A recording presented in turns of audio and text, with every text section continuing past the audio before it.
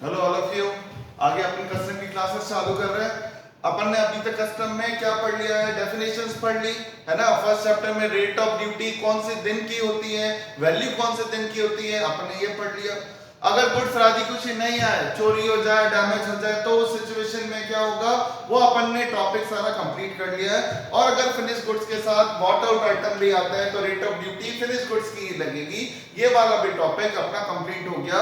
और different rate of duty की case के अंदर हाईएस्ट लेनी है, एविडेंसेस हो तो सेपरेट करना है, ये हमने पढ़ लिया है ना।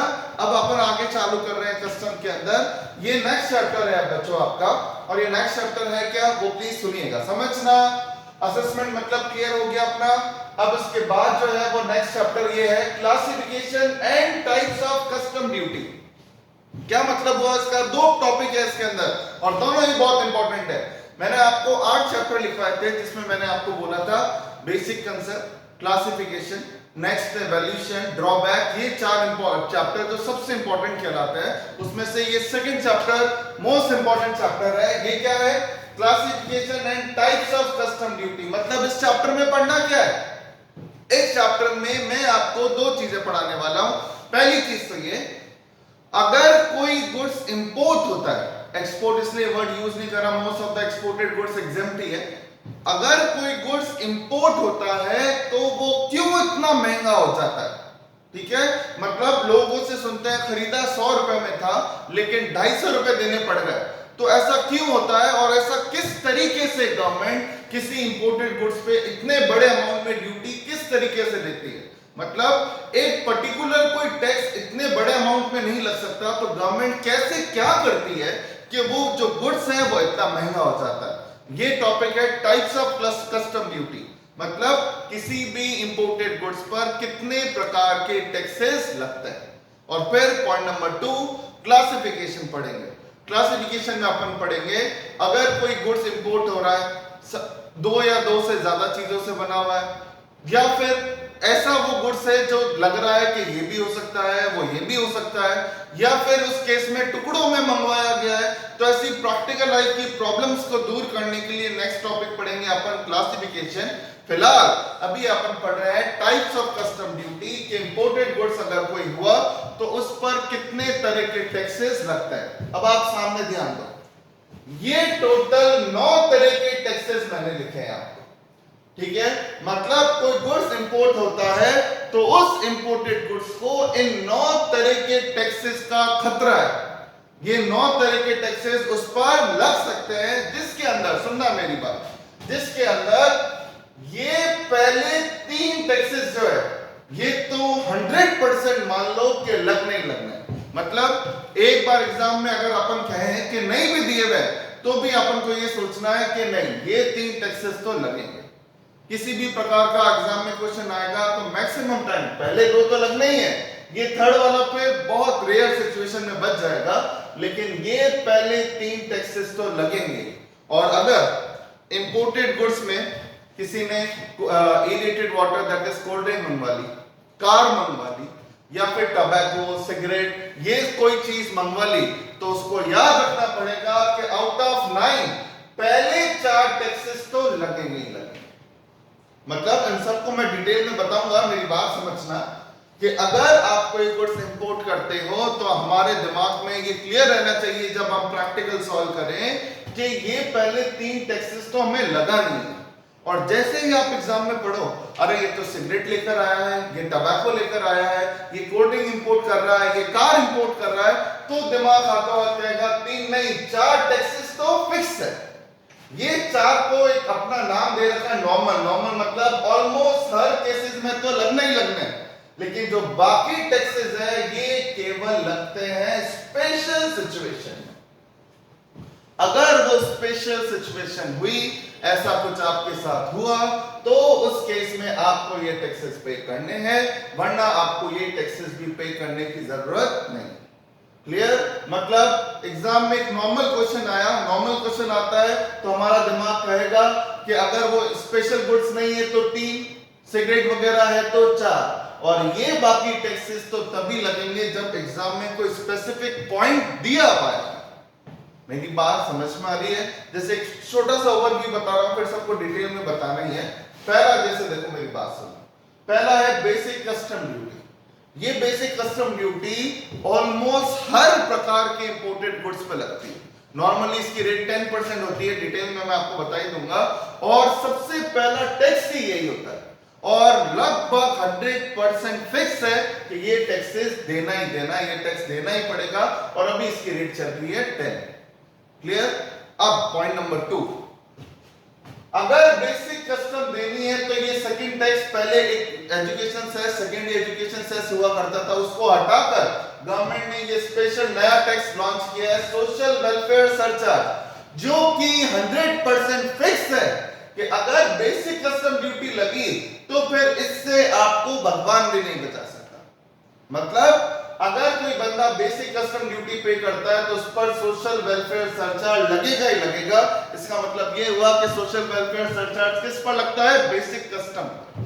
ठीक है, सरकार ने इंफ्रास्ट्रक्चर प्रोजेक्ट को डेवलप करने के लिए ये टैक्सेस लगाया है। ये आएगा तो बहुत डिटेल में पढ़ेंगे, लेकिन ये दो टैक्सेस तो 100% फिक्स है, ऑलमोस्ट के लगने हैं। तीसरा है, देखो क्या नाम लिखा है, integrated GST under section 3 subsection 7। Section भी रट के जाना है। इंटीग्रेटेड जीएसटी क्या है? गवर्नमेंट क्या कहती है, ये आगे डिटेल में मैं बताऊंगा। गवर्नमेंट कहती है फॉरेन से गुड्स इंपोर्ट क्यों मंगवाए, इंपोर्ट किया तो इसकी वजह से इंडिया में जो जीएसटी लगना था वो डूब गया, तो उस जीएसटी के नुकसान की भरपाई के लिए गवर्नमेंट कहती है जीएसटी लगता है with in India. With in India खरीदते तो जीएसटी आता, तुम्हारा वजह से हमारा जीएसटी का नुकसान हो गया, इसलिए जो फॉरेन से गुड्स इंडिया में इंपोर्ट हुआ है उसकी जीएसटी की भरपाई के लिए हम तो आईजीएसटी चार्ज करेंगे। ये आगे पर चल के पढ़ेंगे, ये उतना ही अमाउंट होगा जितना इंडिया में जीएसटी रेट उन जैसे गुड्स पर लगता है। मतलब मोबाइल फोन पे जीएसटी रेट 18% है इंडिया में, तो फिर इंपोर्टेड गुड्स पे भी 18 ही लगेगा। क्लियर? नेक्स्ट, तो ये लगभग फिर जीएसटी आप लोगों ने सबने पढ़ा है, आपको पता भी है कि जीएसटी किसी को भी नहीं छोड़ता, हर प्रकार की चीजों पर जीएसटी तो लगता ही है। तो इसका मतलब जब जीएसटी लगता है तो ये टैक्स भी ऑलमोस्ट पक्का है कि ये भी लगेगा ही लगेगा। नेक्स्ट, ये है compensation cess under section 3 subsection 9। ये जीएसटी के अंदर एक कंपनसेशन सेस एक्ट है जो ये कहता है कि अगर कोई सिगरेट, टबैको, एरिएटेड वाटर, कोल, कार इनमें डील करता है तो जीएसटी के अलावा मैं भी लगूंगा। तो गवर्नमेंट कहती है कि जब इंडिया में लोग पे कर रहे हैं तो फॉरेन से इंपोर्टेड गुड्स पे क्यों नहीं लो इसको भी। तो कंपनसेशन सेस जो है ये भी गवर्नमेंट लेगी अगर आप कोई गुड्स इंपोर्ट करोगे, क्योंकि जब इंडिया में लग रहा है तो फॉरेन के गुड्स पर भी लगेगा ही लगेगा। क्लियर? तो अब मैं वापस रिपीट कर रहा हूं, अगर आपकी गुड्स वो कंपनसेशन सेस वाले नहीं है तो पहले 3 टैक्सेस लगते हैं, और अगर आपके गुड्स वो स्पेशल गुड्स हैं, कोल, टबैको वगैरह है, तो 3 की जगह ऑलमोस्ट पक्का है कि कितने टैक्सेस देने पड़ेंगे? 4। समझ में आ रहा है? ये 4 चीजें कंप्लीट। अब अगले 4 पे आया एक बार। ये अगले 4 स्पेशल है, जो सिचुएशन मैं आपको बाद में डिटेल में समझाऊंगा, वो अगर सिचुएशन आप पर अप्लाई होगी तभी ये टैक्सेस लगेंगे, वरना इनमें से कोई टैक्सेस नहीं लगते। जैसे कि ये एंटी डंपिंग है।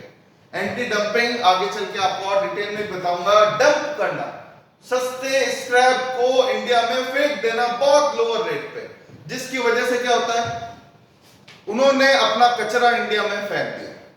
अपना कचरा इंडिया में बहुत सस्ती रेटों पे फेंका, अपने लिए तो वो फॉरेन का इंपोर्टेड गुड्स है, फॉरेन के गुड्स है, अपन उसको खरीद रहे हैं और उसको खरीदने की वजह से इंडिया का माल खरीद नहीं रहे। तो गवर्नमेंट कहती है जैसे ही हमें पता चला कि फॉरेन के किसी बंदे ने इंडिया में अपना स्क्रैप डंप किया है बहुत कम रेटों पर, जिसकी वजह से हमारी भारत की इंडस्ट्री को नुकसान हो रहा है, तो उसकी भरपाई के लिए गवर्नमेंट लगाती है एंटी डंपिंग। कितनी लगती है, कैसे लगती है, वो आएगा पढ़ेंगे। वजह यही होती है, स्क्रैप मटेरियल को सस्ते में इंडिया में फेंक दो तो फिर एंटी डंपिंग लगेगी। नेक्स्ट है एंटी सब्सिडी। इसका भी ओवरव्यू दे देता हूं, ये कब लगती है।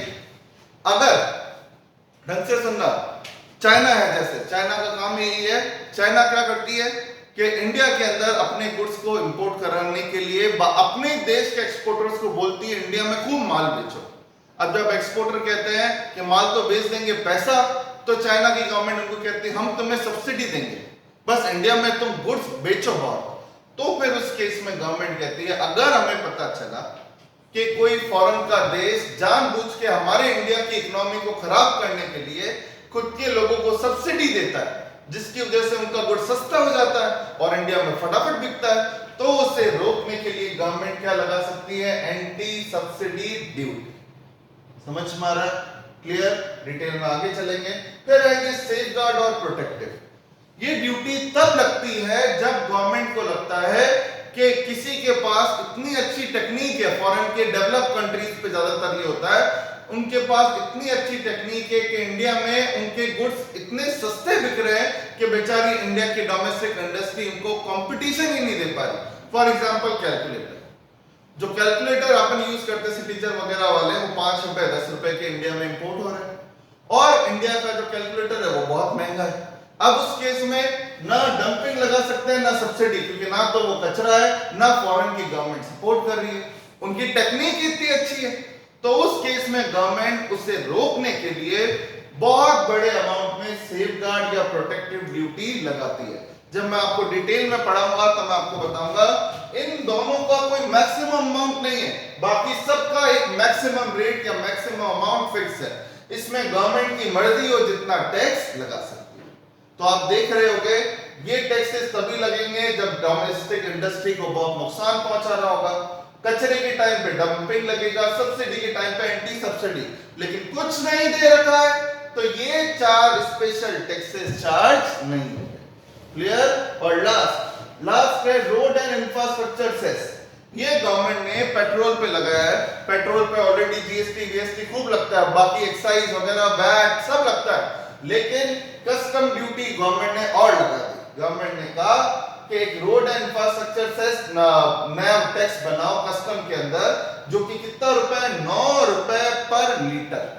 ये सब पर नहीं लगता, पेट्रोल डीजल इन्हीं पर लगता है, जितना लीटर इंपोर्ट करोगे उसका 9 रुपए पर litre government road and infrastructure cess लगाएगी। ठीक है? तो ये याद रखना है आपको, इसका अमाउंट याद रखना है। अब अपन चलते हैं इसका फॉर्मेट क्या रहेगा, मेरी बात बहुत अच्छे से समझना।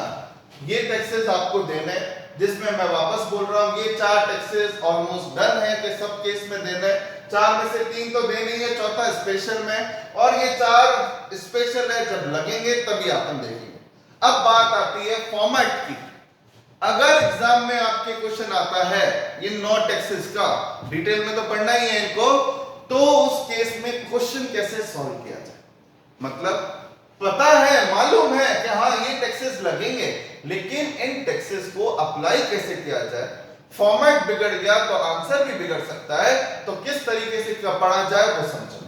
ये मैंने आपको एक फॉर्मेट बनाया है, प्लीज समझना है इसको।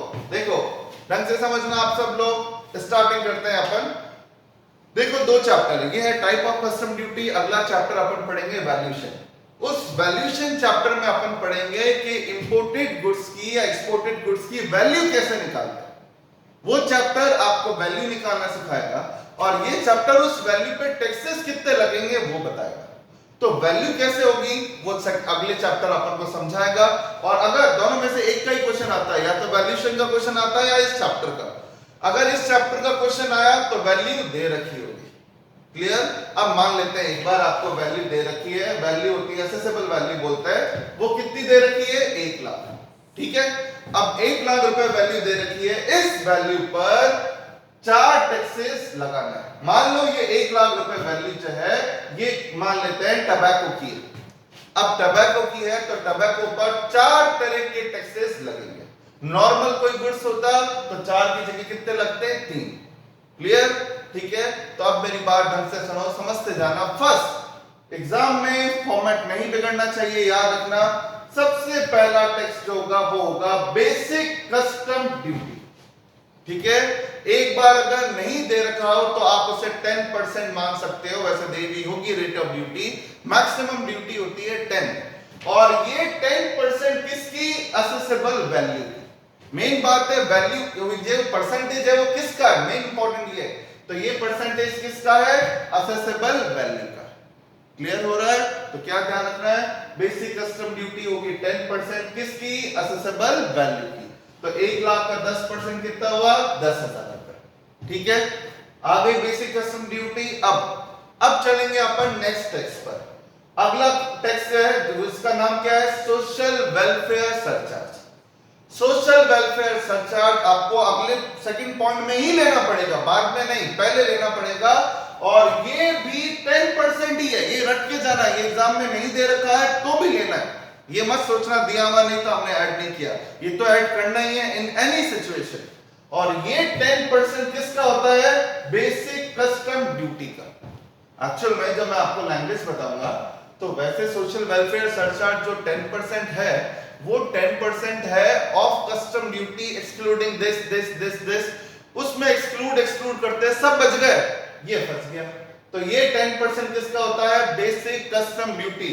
तो 10,000 रुपए का 10% कितना हो गया, 1,000 रुपए। तो अब आपकी टोटल वैल्यू अभी फिलहाल कितनी आई, 1,11,000।